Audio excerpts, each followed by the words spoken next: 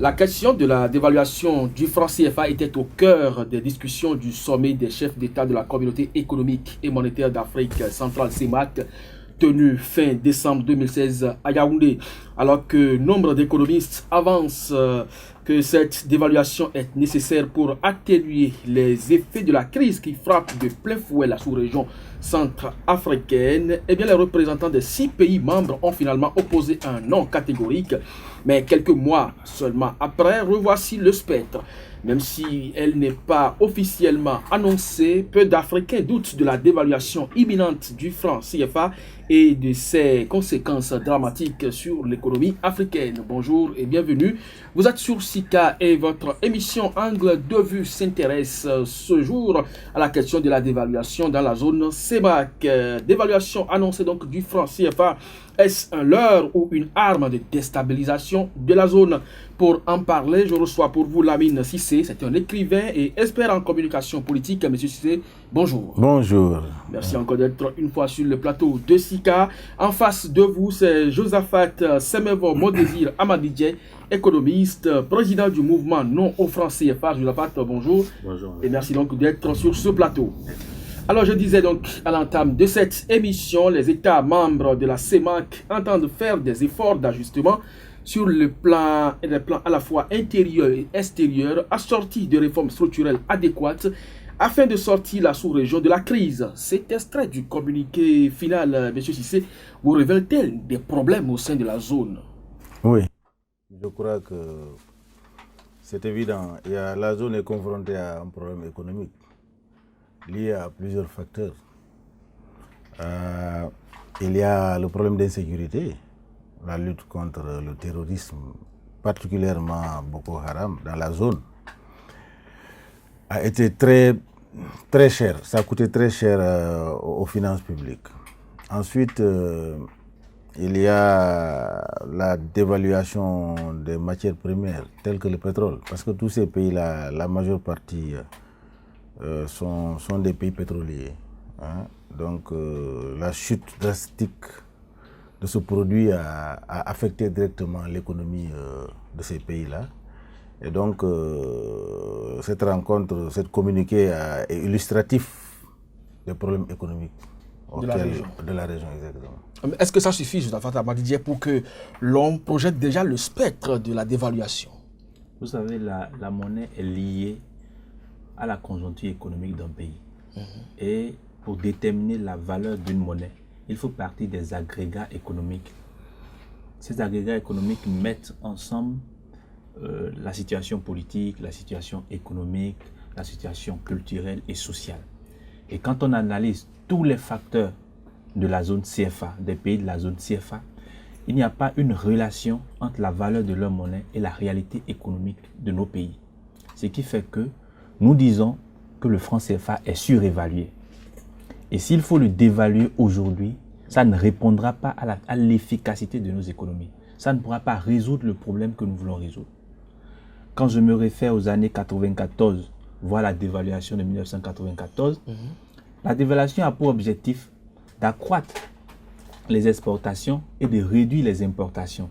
Mais au contraire, la dévaluation de 1994 a accru les importations et a rabaissé les exportations et a créé encore un tissu social divisé où les populations étaient devenues 2 fois plus pauvres. Donc la dévaluation qui sera faite encore va jouer effectivement et encore le même rôle. Mais est-ce que vous pensez que la crise dans la zone CEMAC aujourd'hui répond véritablement à ce que les uns et les autres, surtout les économistes comme vous, sont en train d'agiter? Est-ce que vous pensez que c'est vraiment cela? C'est vraiment cela parce que l'économie de ces pays est basée sur un seul produit d'exportation, le pétrole. Et le prix du baril de pétrole a chuté aujourd'hui dans presque tous les pays. Ce qui a conduit par exemple le Nigeria à dévaluer sa monnaie parce qu'elle a un seul produit d'exportation. Cela ne pourra pas lui permettre de faire face à ses besoins économiques. Donc la dévaluation, la dépréciation de la valeur de la monnaie nigériane est exactement la même chose que la dépréciation de la valeur du Tchad, du Gabon du Cameroun, du Centrafrique, ainsi de suite. Mais tous les pays, parce que vous parlez de l'importation, d'un seul produit d'exportation, mais est-ce que vous pensez que tous les pays de la zone aujourd'hui traversent cette crise-là? Parce qu'il y a quand même la Centrafrique qui revient de la crise, mais qui connaît quand même une certaine évolution et croissance en termes de produits d'économie. Oui, j'écoute l'éminent économiste, c'est vrai. Mais eux, ils ont dit que le Nigeria a dévalué sa monnaie. Sa monnaie, il a dit. Hein. Mais le CFA, est-ce que c'est notre monnaie? Le CFA est arrimé, n'est-ce pas, à l'euro. C'est quand même en Afrique. Avec la parité fixe. Est-ce que cela ne se pose pas un problème? Parce qu'il n'y a pas de possibilité de flexibilité. Ça pose un problème. Donc c'est pourquoi d'autres pensent qu'il faut créer notre propre monnaie. Mais dans la même situation, non, Cissé, parce que c'est les mêmes problèmes qui sont posés à la Grèce. oui. Vous vous rappelez? Une monnaie forte, une économie faible. Ça ne peut pas aller. Les ajustements ne vont pas... C'est-à-dire qu'on est dans une spirale d'ajustement. Il y a plus ou moins un contraste ici, parce qu'en même temps qu'on parle de la dévaluation dans la zone CEMAC, on parle de la surévaluation dans la zone CEDEAO, dans la zone UEMOA. Non, parce que l'économie de l'UEMOA, quand même, s'est stabilisée ces dernières années. Il faut le reconnaître. Mais pourquoi l'économie de l'UEMOA? Non. C'est la même monnaie, le franc CFA. Je sais, mais vous savez que dans la zone UEMOA, quel est le pays qui est pétrolier? Et ils se sont développés sur les fondamentaux stables. Mais là-bas, ils se sont accrochés aux produits pétroliers. Quand ça chute, tout le monde va avec. C'est ça, effectivement. Alors, c'est ce que l'économiste a essayé de... Comment vous expliquez cela? Pendant qu'on veut dévaluer au niveau de la CEMAC, on veut légèrement augmenter au niveau de l'UEMOA. Vous savez, quand il pleut à Cotonou et qu'il ne pleut pas à Calavi, s'il y a une descente, l'eau va couler vers Calavi. Et que je peux vous dire que la dévaluation du franc CFA de la zone CEMAC va entraîner la dévaluation de la monnaie du franc CFA de la zone CEMAC. Exactement. Ah bon. Parce que les deux monnaies sont surévaluées. Et les deux monnaies sont basées sur le même principe de fonctionnement. Et c'est ce que je dis toujours. Il ne s'agit pas de dévaluer le franc CFA pour répondre aux problèmes. Le président togolais disait, Faure Gnassingbé disait en 2010, que nous sommes avec une monnaie qui ne traduit pas notre réalité économique. Une monnaie où la situation économique du Togo, elle est différente de la situation économique de la Côte d'Ivoire et du Bénin. Mais pourtant, nous sommes assis sur le même banc et nous travaillons économiquement sur la même ligne droite. La dévaluation du franc CFA de la CEMAC va entraîner forcément la dévaluation du franc CFA de l'UEMOA. Et c'est pourquoi, en 1994, le père de Faure Gnassingbé disait « Les Français ne sont pas venus travailler avec nous. Ils sont venus dévaluer le franc CFA parce qu'à la table, nous nous sommes opposés. Nous nous sommes opposés à la dévaluation du franc CFA, mais ils l'ont fait. C'est exactement la même chose qui va se produire encore. Oui, mais vous avez dit tout à l'heure qu'en janvier 1994, on a dévalué pour faire des progrès, donc réduire davantage les importations et accroître les exportations. Qu'est-ce qui a changé au bilan? Rien n'a changé parce que c'était l'inverse. La définition de l'exportation et de la dévaluation, c'est d'accroître les exportations et de diminuer les importations. Mais puisque vous ne produisez rien, qu'est-ce que vous voulez exporter? Non, c'est une manière, c'est un mauvais cliché qui est déversé sur nos pays. On produit exactement. C'est ce que j'ai dit. On produit, mais à partir du franc CFA. Le franc CFA tasse les exportations et subventionne les importations. Et j'ai toujours dit, quand un produit est subventionné, tout le monde va vers ce produit.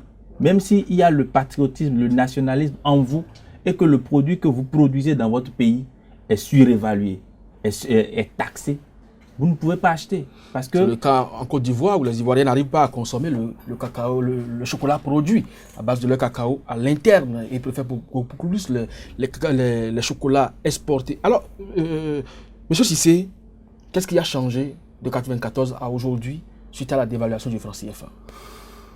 Ce qui a changé, il l'a dit, moi je ne vois pas ce qui a fondamentalement changé parce que quand on touche une monnaie, ça doit créer de l'incitation au développement économique endogène. Mais qu'est-ce que nous transformons et qu'est-ce que nous exportons en réalité? Moi je ne vois pas. C'est-à-dire on a une économie qui vacille entre les facteurs exogènes. Les facteurs endogènes ne tiennent pas notre économie. Regardez à l'heure actuelle où on dit c'est le PPP, partenariat public-privé. Mais les gens ils viennent, ils investissent dans le pays et on dit le taux de croissance c'est 6%. En réalité, ce n'est pas 6%. Dans les 6%, il y a 5% qui vont à l'extérieur. Qu'est-ce qui reste dans le pays? C'est-à-dire l'économie, c'est un calcul, c'est 1 plus 1 égale 2. On ne peut pas tromper les gens. Nous sommes sur des fibres qui sont très fragiles et qui ne tiennent à rien du tout. Aujourd'hui, vous êtes et tant qu'on regroupe pas, non, pas désespérés. Nous sommes en train d'évoluer parce que les consciences sont en train d'être éveillées. Celui qui est en face de moi, c'est un force combattant d'une cause qui est africaine. Je suis un force combattant d'une cause qui est africaine. Le problème est qu'il faut que nous unissions nos forces. On ne peut pas d'une façon sectorielle vouloir... Non. C'est des grands ensembles qui doivent se regrouper pour créer les dynamiques de développement. On n'est pas à ce stade-là. Est-ce que les Africains doivent avoir peur de la dévaluation alors? Les Africains doivent avoir peur de la dévaluation. Si la dévaluation ne va pas permettre d'accroître les exportations et de réduire les importations, si la dévaluation qui sera faite ne va pas permettre que les Africains soient réellement propriétaires de leur monnaie, il faudrait qu'ils aient peur de cette dévaluation-là. Et être propriétaire de sa monnaie suppose quoi? Être propriétaire de sa monnaie, notamment du franc CFA, c'est que l'impression, d'abord je laisse l'impression, mais la gestion de nos banques centrales revienne aux Africains. Que dans le conseil d'administration, qu'il n'y ait plus d'expatriés, de représentants français. Que les as et mécanismes de fonctionnement du franc CFA soient brisés, notamment la parité fixe, la libre transférabilité des capitaux qui encourage les chefs d'État à mettre l'argent du peuple à l'extérieur de nos pays. Il faudrait qu'on brise ces liens. La libre convertibilité, le principe du compte d'opération, il faudrait qu'on brise ces liens-là pour répondre efficacement aux problèmes de la dévaluation d'une monnaie. Ça suppose, tout ce que vous dites là suppose donc une volonté politique. Une volonté politique, une responsabilité politique majeure. Monsieur Cissé, vous pensez que l'Africain, ou les dirigeants africains sont également à ce niveau de conception? Mais le CFA, on a le dépôt pour la convertibilité. On a demandé 20%, n'est-ce pas? Nous sommes à 100%. Aujourd'hui, il y a plus de 3600 milliards. 3600 milliards de francs CFA en dépôt dans le trésor public français. Tout simplement. On a largement dépassé. On a 20%, on est à 100%. Et le reste, ça dort. Moi, je me pose la question, ça dort là-bas seulement, ça ne fait rien. Ça ne produit pas, ça n'a pas de rentabilité. Je ne comprends plus rien. Alors, donc je crois que, moi je ne suis pas économiste, mais ce que j'ai lu, on a dit, la monnaie est là pour soutenir l'économie et le développement. C'est ça le rôle de la monnaie. Mais or, les études de 2005 par un économiste togolais a bien révélé que le ratio crédit à l'économie sur le PIB était de 23% dans la zone CFA. Mais dans la zone euro, c'est 100%. Comment on peut harmoniser ces niveaux et aller vers le développement? On va suivre seulement les pays émergents. Nous serons là à les suivre tant qu'on ne prend pas des mesures courageuses et engagées. Et vous pensez que c'est une volonté politique? Est-ce que les dirigeants africains aujourd'hui sont prêts? Moi, à l'époque, il y a 3 ans, je croyais que c'était purement économique. Mais j'ai participé à un séminaire organisé par une organisation internationale à Lomé pendant 2 semaines. D'éminents professeurs sont venus des États-Unis partout, des économistes de haut niveau. Sur le CFA, ils nous ont démontré par A plus B que aller à la monnaie nationale est lié tout simplement à la volonté politique. Ce n'est pas l'argent, c'est la volonté politique. Et ils ont donné des exemples précis. La Gambie est dans le Sénégal. Elle a quelle matière première? Depuis l'indépendance, la Gambie a son Dalassi. Mais il avance, il est mort. La Gambie est morte. La Guinée, depuis l'indépendance, elle a son cellule national. Le Nigeria, c'est-à-dire qu'il faut que toutes les entités ouest-africaines se regroupent autour d'une monnaie. Et que nos chefs d'État aient la volonté politique de dire nous voulons aller là. Mais il n'y a pas de combat où on ne transpire pas. Quand vous allez au combat, il faut accepter de transpirer. Mais c'est-à-dire que nous versons trop dans la facilité. Nos chefs d'État, c'est ce que j'ai l'impression de faire. Et puis, je crois qu'il y a des ficelles qui sont tirées en bas. Il y a des non-dits qui se disent. On dirait que ces chefs d'État sont là pour défendre d'autres causes qui n'est pas la cause des Africains. Ça, c'est votre point de vue. Josephat Amadou Diel, des monnaies fluctuantes par le passé qui ont réussi quand même à se stabiliser. Je veux parler par exemple de Naira, de Sidi, aujourd'hui qui font la fierté de ces États-là. Vous pensez que chaque pays africain peut individuellement aller, puisque l'Union africaine peine à décoller? Je crois que la question de la monnaie est une question de souveraineté. Et quand on se réfère à la souveraineté, chaque État doit avoir sa monnaie. Je pars du principe où la Suisse n'a jamais voulu intégrer la zone euro. Mais quand on revient à zéro, aux années antérieures où il n'y avait pas l'industrie, le Bénin est en avance sur la Suisse. Parce que le Bénin a plus de matières premières que la Suisse. Mais la Suisse a pu avoir sa propre monnaie. Et elle a soutenu jusqu'à aujourd'hui. Parce qu'elle travaille. Mais nous travaillons aussi. Nous travaillons, mais le fait que nous travaillons, notre travail est caché par le franc CFA. Nous pouvons avoir une monnaie communautaire, nous pouvons avoir une monnaie nationale. Ça dépend de la volonté de chaque État. Mais avant que nous n'allons à une monnaie communautaire, il faudrait qu'on respecte un ensemble de principes, un ensemble de critères de convergence. Mais les critères de convergence, c'est ce qui n'ont pas permis à la France, à l'Allemagne, à l'Europe tout entière d'avoir en 1955 l'euro. Parce que l'euro devait avoir lieu en 1955.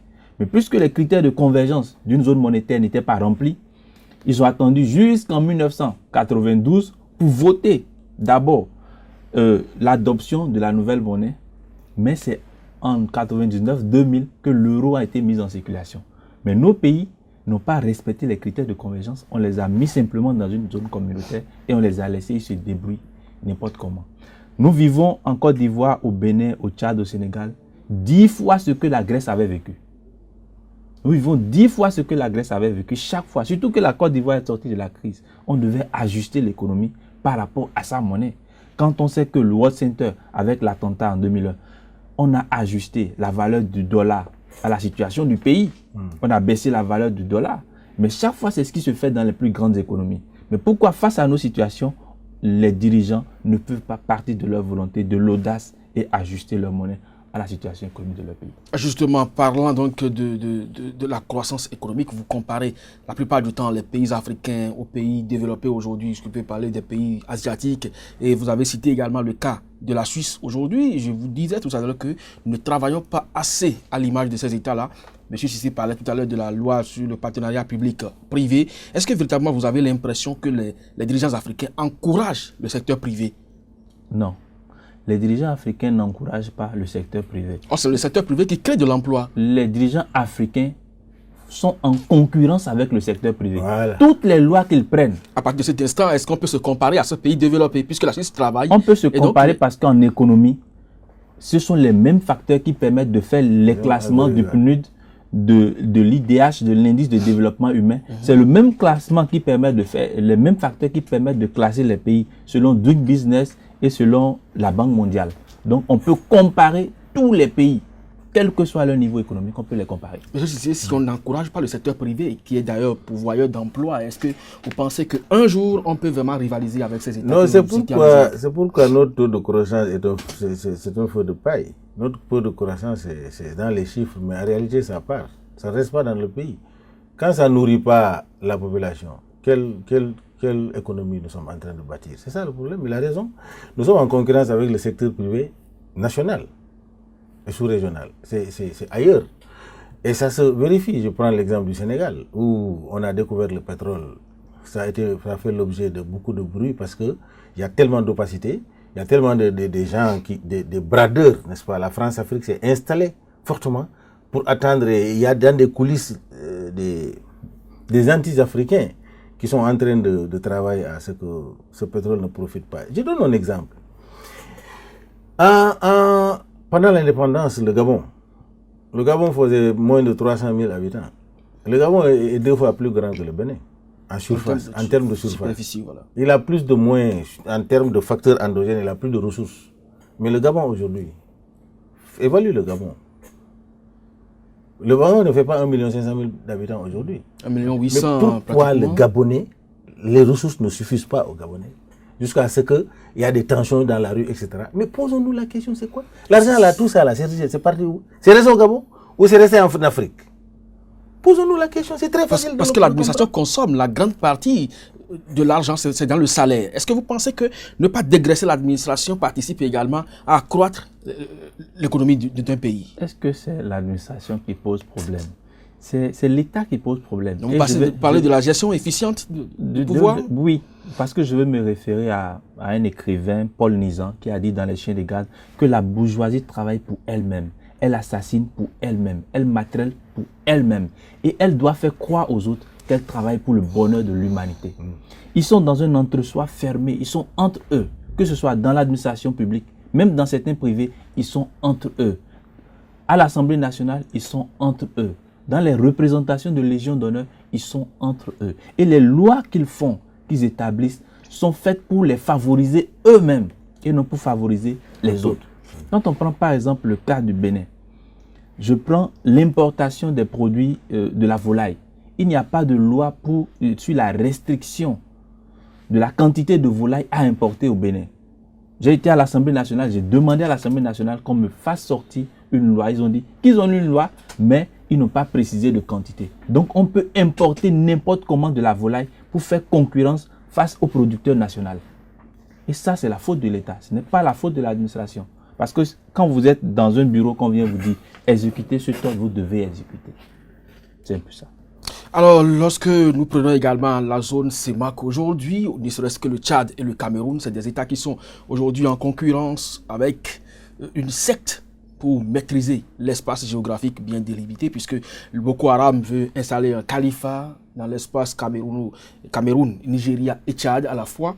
Alors ces États aujourd'hui, face à cette question de dévaluation agitée de leur monnaie, est-ce que vous pensez que cette lutte-là peut prospérer, déstabiliser Boko Haram ou en finir une fois pour toutes avec? Non, c'est un des facteurs endogènes, Boko Haram. Mais le principal facteur, c'est la chute du cours des pétroliers. C'est ça. Parce que c'est en ce moment que Idriss Déby a eu des problèmes à payer les salaires et puis à entretenir n'est-ce pas, cette finance qui va dans le sens de la sécurité et tout ça là. Donc il y a un facteur. Ce facteur-là, même s'il n'y a pas Boko Haram, ils seront confrontés à ces problèmes-là parce que ce n'est pas la première fois. Parce que nous en Afrique, quand même chèrement l'armée. Oui, Idriss Déby a beaucoup de... Parce que tu vois, c'est la géopolitique. Sa position géographique et puis l'environnement, ça demande à ce que le Tchad joue un rôle fondamental dans la stabilisation de certains. Parce que Boko Haram est un phénomène, c'est le terrorisme, c'est le fanatisme religieux. Je ne dis même pas le fanatisme religieux, c'est du banditisme religieux. Je suis un musulman. Quand je vois des criminels qui prennent le Coran pour parler au nom de ce Coran, et que ce Coran dit dans le Coran, quand tu tues une âme exprès, c'est comme si tu as tué l'humanité tout entière. Dans ce Coran-là même. Quand tu sauves une âme, c'est comme si tu as sauvé l'humanité tout entière. Mais c'est-à-dire qu'il joue en violation même de ce Coran-là. Donc il y a d'autres motivations derrière. Okay? C'est hypocrite et ça fait mal au cœur. Donc je dis que c'est la lutte contre le terrorisme international. Ceux qui se font sauter là en bombe, etc., ils se basent sur rien du tout. C'est-à-dire que je ne peux pas dire qu'ils sont fous. Parce que le fou, au moins, est dans sa logique. Mais eux, on ne peut pas les qualifier. On ne peut pas les qualifier. Donc, cette lutte-là n'a pas de prix. Je pense que cette lutte-là n'a pas de prix. Mais aujourd'hui, on parle du financement de la communauté internationale. C'est les États eux-mêmes qui sortent de l'argent pour financer leur armée. Et aujourd'hui, face à la question de la dévaluation, puisqu'ils sont là pour importer de la nourriture et vendre donc le pétrole qui connaît aujourd'hui des difficultés, c'est ce qui n'est pas normal. Parce que vous voyez, Boko Haram a eu de la force, de la puissance, surtout quand le facteur libyen est venu agrémenter ce problème de Boko Haram, jusqu'on a eu les djihadistes jusqu'au Mali. Mais c'est les Occidentaux qui sont les premiers responsables de ce. Les facteurs endogènes, c'est eux qui ont créé des facteurs exogènes. C'est eux qui ont tué Kadhafi. Ils ont désorganisé la Libye. Ils sont partis rester chez eux tranquillement. Ils ont laissé. Mais à quelle fin ils le font? C'est là où il faut. C'est justement la question que nous nous posons. Est-ce que ce n'est pas pour déstabiliser cette zone-là qui est en train de connaître une certaine force, surtout sécuritaire aujourd'hui, l'influence du Tchad, que ce soit en République centrafricaine et dans la zone aujourd'hui, Cameroun, Nigeria, on voit la puissance poudrière de l'armée tchadienne. Est-ce que ce n'est pas une manière pour arrêter l'élan guerrier de Idriss Déby? Je vais dire d'abord qu'il y a quelque chose que les Africains n'ont pas encore compris, notamment nos dirigeants et les peuples africains. Le monde est un marché planétaire. Et sur un marché, il y a l'offre et la demande. Et là où il y a l'offre et la demande, il y a déjà la concurrence. Nous sommes en perpétuelle concurrence avec tous les continents et tous les pays. Et chacun cherche la manière par laquelle il procédera pour avoir la stabilité, le développement, de l'argent chez lui. Et je suis prêt à mettre feu à la maison de mon voisin pour avoir la paix chez moi. Ceux qui savent comment la Libye a été détruite savent de quoi je parle. Au départ, j'avais cru que Boko Haram était réellement une secte musulmane. Mais à un moment donné, j'ai compris que la secte Boko Haram a été mise en place pour empêcher la création de la nouvelle monnaie, de la CEDEAO. En réalité, c'est ça. Parce que la secte Boko Haram a été mise en place par les puissances occidentales. Oui, par les puissances occidentales. Quand vous vous référez par exemple à la Syrie, j'ai suivi une vidéo où le président de la Syrie, Bachar, était avec Sarkozy. Et il a dit certaines choses. Ils ont échangé pour un transfert de gaz. Mais ce à quoi le président syrien s'est opposé, c'est qui a créé la guerre en Syrie. Si vous vous rappelez bien. C'est exactement la même chose qui se passe dans nos pays africains. Comment un président nouvellement élu visite un pays sans visiter la capitale économique. Et directement, il va être dans une zone en guerre. Il ne craint rien, il n'a pas peur. Et il descend dans une zone en conflit. Mais ça, ils vont juste tromper ceux qui peuvent tromper, mais pas moi. Je sais que ce sont eux qui financent ça. Ce sont eux qui encouragent ça. C'est grâce à eux que aujourd'hui la capitale Bamako est toujours stable. Sinon, la capitale, quand même, tout le Mali serait déjà sous contrôle des djihadistes. Non. Vous savez, à Bamako, c'est le cœur de l'économie malienne. Et puis, je ne crois pas qu'il y ait des ressources suffisantes à Bamako. Mais là où il y a la ressource, l'or, le pétrole, ainsi de suite, mais c'est dans cette zone qu'il y a conflit. C'est souvent dans cette zone qu'on trouve les conflits. Monsieur Cissé, voilà une secte Boko Haram circonscrite entre le Nigeria, le Tchad et le Cameroun, mais qui dispose des chars, des armes de guerre, des hélicoptères. Comment ça se passe? On ne sait même pas par où ça passe. Il y a des complicités internes et extérieures. Je suis d'accord avec vous.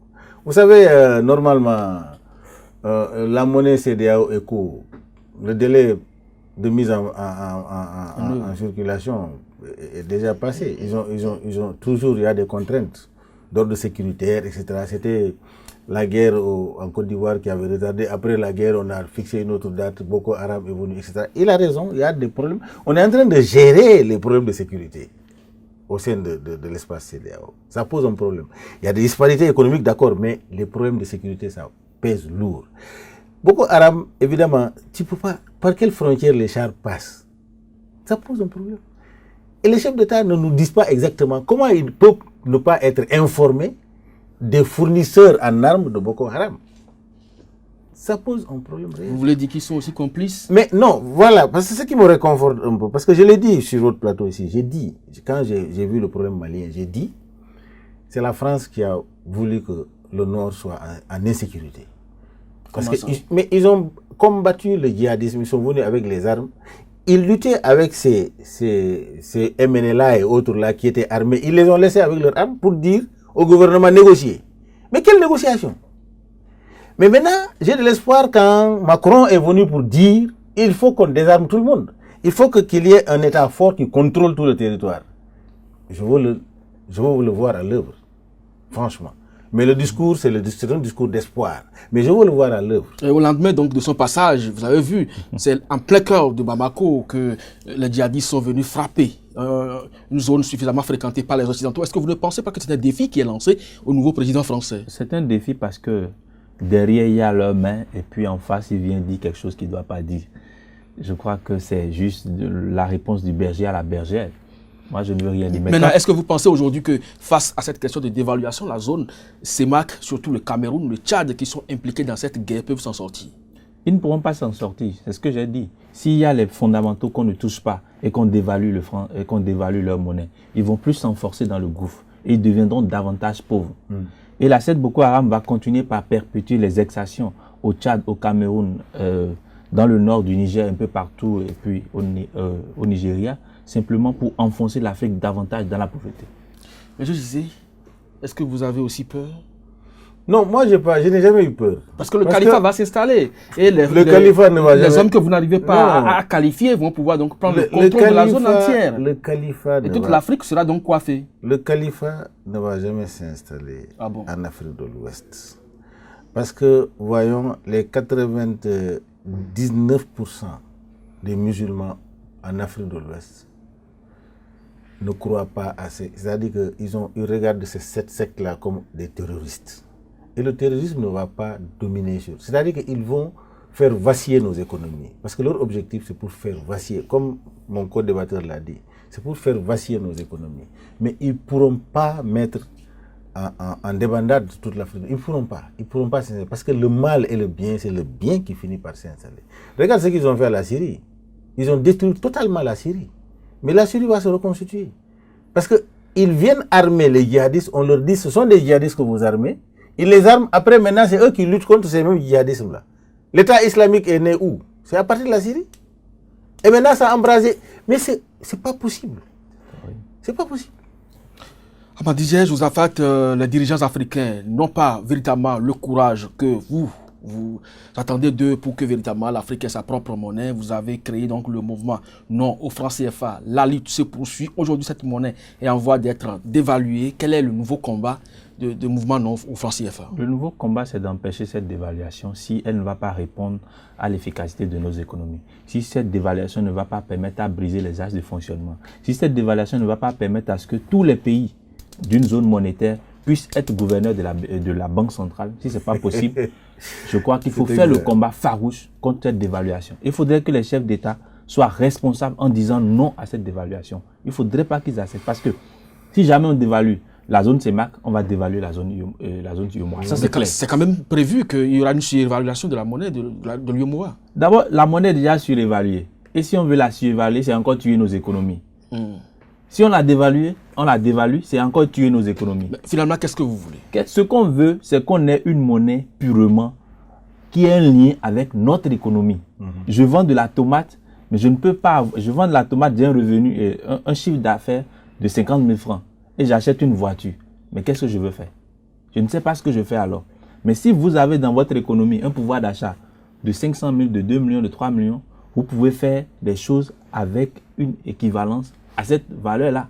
Mais ce que nous ne pouvons pas faire dans notre zone, dans notre zone monétaire. Quand on prend par exemple le Ghana et la Côte d'Ivoire, qui ont pratiquement la même richesse, le même niveau de développement, il y a quelques années en arrière, et que Rawlings est arrivé avec une certaine volonté, il a lancé le Ghana. Aujourd'hui, le Ghana est plus compétitif et dans les classements d'une business, indice de développement humain, Fonds mondial, ainsi de suite. Mondial, oui.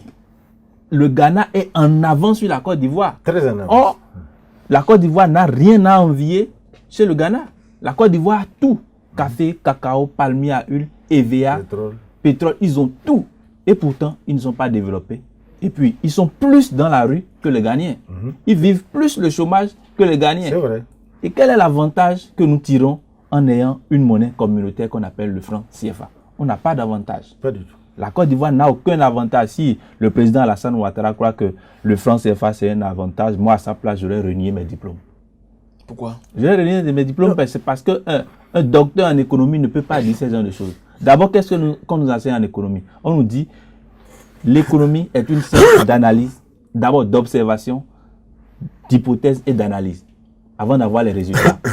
Mais quand on analyse, quand on observe notre économie, l'économie de la Côte d'Ivoire, et on émet des hypothèses, qu'on fait des analyses, on ne peut pas comparer ces hypothèses aux hypothèses de la France, ni de la Suisse, ni de la Grande-Bretagne. C'est justement par rapport au contexte africain qu'ils font leur analyse et ils se sentent à l'aise. Quand on fait l'analyse par rapport au contexte africain, dans tous les classements, les pays de la zone CFA s'alignent. Et ils sont 160e, 162e. Ce sont les derniers pratiquement dans tous les classements. Et lorsque vous comparez aux derniers, vous êtes à l'aise, puisque vous êtes le premier des derniers. C'est ce que les chefs d'État sont à l'aise quand ils sont les premiers des derniers. Mais moi, je ne suis pas à l'aise parce que je veux être le premier des premiers. Monsieur Cissé, vous connaissez aussi bien le Ghana. Vous avez beaucoup admiré J.J. Rawlings parce que vous avez même écrit un pan de votre livre, Les effets des causes cachées, hier consacré. Est-ce que vous pensez aujourd'hui que l'économie de ce pays se porte et constitue une référence pour l'espace franc CFA dans l'espace UEMOA? Vous savez, comme vous l'avez dit, le Rawlings, ils se sont basés sur les fondamentaux, les facteurs endogènes pour... Ils avaient souffert, parce qu'il faut aller vers les révolutions. Ils ont souffert. Vous avez dit tout à l'heure qu'il n'y a pas de combat sans transpirer. Non, il faut transpirer. Rawlings a transpiré, il a créé les fondements de l'économie ghanéenne. Avec leur monnaie nationale, leur vision, leurs facteurs. C'est-à-dire qu'ils se sont développés dans leur contexte en tant que Ghanéens. Est-ce que vous encouragez un mouvement comme nos Français? Et je suis d'accord. Non, c'est-à-dire que je fais mien tout ce qu'il a dit ici. C'est comme si c'est ma bouche qui est en train de parler. Franchement. Mais Alassane Ouattara, le discours qu'il tenait il y a 5 ans, je m'étonne. En tant que président de la commission, de la conférence des chefs de la CEDEAO, il a travaillé pour avoir une monnaie commune en Afrique de l'Ouest. C'est un des experts qui a beaucoup travaillé pendant... On lui a donné 2 mandats pour ça. Il a fait avancer cette situation-là sur le plan technique. Il a dit il faut qu'on aille vers une monnaie commune CEDEAO, ECO. Qu'est-ce qui a changé? Mais maintenant, je ne sais pas. Celui qui tire les ficelles, c'est pas la bouche de Alassane Ouattara qui parle. Parce que j'ai l'impression qu'il dit ce dont il ne croit pas. C'est pas possible. Tu peux pas, à l'espace de 5 ans, avoir 2 discours différents. Je suis un grand défenseur d'Alassane Ouattara, mais là, je le méconnais totalement. Ou bien vous pensez qu'il est en face des réalités politiques? Je ne sais pas. Mais franchement, l'Afrique n'est pas encore indépendante. Nous avons des dirigeants qui ne veulent pas que le peuple aille vers la souveraineté. Vous pensez qu'aujourd'hui qu'on peut faire bloc pour empêcher la dévaluation? Qui va faire bloc? Les pays africains? Mais vous savez, la zone CFA? Quand vous parlez des pays africains, vous parlez des dirigeants. Mais le peuple ne participe pas. C'est le peuple qui doit se mettre dans la rue. Mais la démocratie, elle n'est pas conduite par ce peuple-là. Ceux qui sont en haut là, c'est eux les démocrates. Les peuples, c'est des gens qui votent et qui applaudissent, ça suffit. Qu'est-ce qu'on fait? Franchement. On sait même pas. On parle de CFA, d'évaluation. Le peuple n'est même pas au courant, le débat n'est pas populaire. Le peuple n'est même pas au courant que ce débat-là. Tout d'un coup, ils peuvent se réveiller le matin, on leur dit le CFA est dévalué. Comme en 94. Nous ne faisons que subir. Josaphat, votre cause est alors vouée à l'échec? Non, elle n'est pas vouée à l'échec. Parce que je crois que... À partir du moment où le combat n'est pas populaire. Non, le combat sera bientôt populaire. J'ai dit, nous travaillons toujours en coulisses parce que chaque jour, nous rencontrons les populations, nous les sensibilisons. Le jeudi prochain, on sera dans les rues. Et puis, les jours à venir, on sera à l'université d'Abomey Calavi, un peu partout. Je suis un militant. J'adhère. Donc, chaque Maintenant, fois... considérez-moi comme un militant. Chaque fois, nous descendons pour sensibiliser les populations en petits groupes. Donc, petit à petit, ça va prendre. Et à un moment donné, vous allez voir que l'État central ne sera plus capable de contrôler l'État. Et nous sommes en train de prendre ces mesures-là et nous arrivons à petits coups. Il n'y a pas de révolution qu'on peut faire avec tout le monde entier. Non. Au Cuba, je me rappelle que c'est 18 personnes qui ont fait la révolution de Cuba avec Fidel Castro. Aujourd'hui, on n'a pas besoin de tout un monde pour déstabiliser ou faire ce qu'on doit faire. Mais ce qu'on veut faire, c'est une petite partie qui le fera pour le bien-être de l'humanité tout entière. Et vous pensez que ça passe par la monnaie franc CFA? Vous luttez également pour tout ce qui touche donc à la colonisation. Vous voulez que l'Afrique retrouve toutes ses valeurs. Mais malheureusement, les dirigeants n'incarnent pas encore cette réalité. Monsieur Cissé, on va sortir donc de cette émission. C'est annoncé, c'est projeté la dévaluation du franc CFA dans la zone CEMAC. Ce n'est pas encore effectif. Donc on travaille pour que cela arrive ou que cela n'arrive pas compte tenu de sa position. Il y en a qui, contrairement à vous ici, tiennent d'autres discours.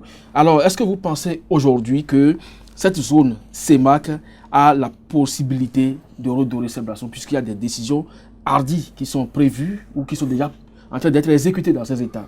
Oui, tu sais, la zone franc CFA, c'est 16 États. Quand on parle de CEMAC, il faut parler de l'UEMOA aussi. Nous avons les mêmes problèmes. Nous sommes confrontés aux mêmes problèmes. Mais je crois que les chefs d'État ont pris conscience. Quand vous lisez leurs déclarations, ils ont voulu prendre des mesures drastiques, même si c'est éphémère. Ils ont voulu prendre des mesures pour stabiliser la situation de leur économie par certaines restrictions qu'ils veulent prendre.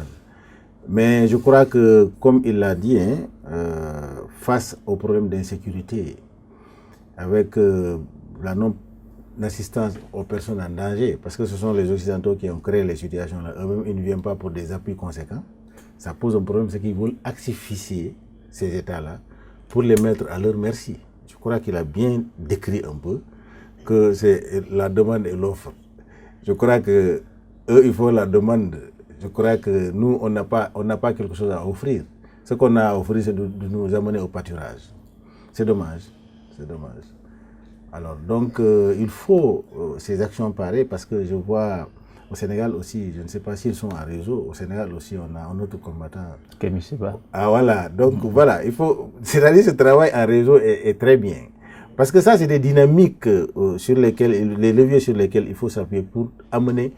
Les États ne vont jamais amener les populations à faire des discernements par rapport à ces situations-là. C'est la société civile, des gens engagés comme mon frère là, dont nous avons besoin en Afrique. Parce qu'il s'est attaqué à un pan de l'économie. On ne peut pas aller vers le développement tant que les agrégats, les fondamentaux ne sont pas à la disposition de nos pays, de nos dirigeants. Et que c'est dirigé par les autres qui sont à l'extérieur. Depuis quand? Quand est-ce qu'on va être indépendant? Quand est-ce qu'on va être libre? Même si on est riche, on nous appauvrit. Regardez la RDC. Scandale géologique. RDC ne se lève pas parce que c'est dramatique. C'est dramatique. Josaphat, en 2 minutes pour terminer. Moi, je voudrais dire que nos chefs d'État encadrés par des économistes venus de partout ne sont pas encore de vrais responsables pour développer l'Afrique parce que quand je les regarde, ils n'ont pas la connaissance des notions de base d'une réelle économie. Est-ce que vous ne pensez pas qu'ils sont confrontés à d'autres difficultés? Non, quand vous voyez par exemple qu'on proclame le PPP et que dans un pays, il n'y a pas crédit à l'économie, c'est dangereux. Alors que c'est seuls les crédits qui font la monnaie. Et nos dirigeants pensent que c'est la monnaie, en frappant la monnaie avec la planche à billets, qu'on crée de la monnaie, qu'on crée de la richesse. Non. Pour favoriser le PPP, par exemple, au Bénin, il faudrait qu'on accorde des crédits à l'économie. Alors que la Banque centrale ne permet pas qu'on accorde des crédits à l'économie. Le gouvernement il lui est difficile de mobiliser 36 milliards sur le marché financier régional. C'est quand même pas concevable pour un pays. Donc il faudrait qu'on brise les leviers de l'ignorance, je vais dire de l'ignorance, puis qu'on fasse faire un réel développement pour nos pays, pour réduire le chômage, le développement humain, la culture, le social. Même il faut partir jusqu'à ce qu'il faut éradiquer la langue étrangère pour que nous puissions adopter nos langues locales, nos langues nationales. Et ça va plus nous permettre de nous développer. Il faudrait que notre armée ne soit plus basée sur les principes de fonctionnement d'une coopération militaire, où c'est la France qui accepte d'abord qu'on nous donne des armes avant qu'on nous donne des armes. Ce n'est pas possible. Et on ne peut pas accepter que ce soit uniquement la France qui vienne former nos militaires. Ce sont des choses qu'il faut dire non. Il faut dire non à la présence militaire avec d'autres pays de l'Union quand même. On a des coopérations militaires avec d'autres pays. Mais quand vous allez au fin fond, il faudrait que la France accorde d'abord son quitus avant que ces pays ne viennent former nos armées. De toutes les façons, l'Afrique a encore de beaux jours devant elle parce que c'est vrai, le développement est une compétition, mais on n'est pas parti, c'est pratiquement un marathon. Chaque pays court à sa vitesse, l'essentiel c'est qu'on y arrive. Et si vous êtes pressé d'y arriver, c'est bien, mais tous les Africains un jour comprendront que nous devons nous unir, faire le combat de la même manière comme les Sékou Touré l'ont souhaité, mais malheureusement, jusque-là, ça ne prend pas encore. Merci donc à vous, Lamine Cissé, écrivain, expert en communication politique. Merci d'avoir partagé avec nous vos réflexions sur la dévaluation annoncée du franc CFA. Josaphat Ahmadi mon désir, Semevo, vous le préférez beaucoup plus. Vous êtes le président du mouvement Non au franc CFA et puis vous êtes économiste de formation. À la base, à chacun et à tous, c'est donc votre émission de décryptage angle de vue qui s'est présentée ce matin sur le sujet annoncé donc, dans la zone CEMAC. Il s'agit bien sûr de la dévaluation du franc CFA. Nous sommes demandés si c'est un leurre ou une arme pour déstabiliser l'espace. Le débat reste ouvert. Nous sommes donc également là pour participer et donc vous soutenir pour ce combat que vous menez pour le développement et le décollage de l'Afrique. Merci à chacun, merci à tous et à très bientôt.